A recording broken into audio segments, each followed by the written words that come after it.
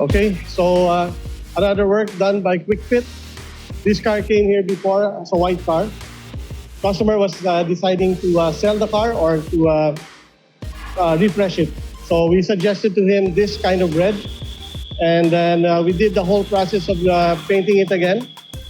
Everything is done the same way as we did the other cars that we do. We have to strip down the full car.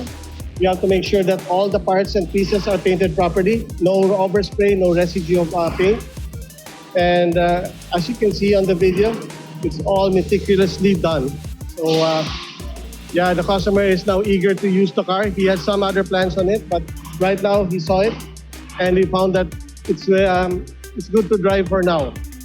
So as you can see from the inside, we also did a complimentary detailing on the inside. All the seats have been detailed properly. Carpets, dashboard, everything is perfect on the car now. So yeah, I like it.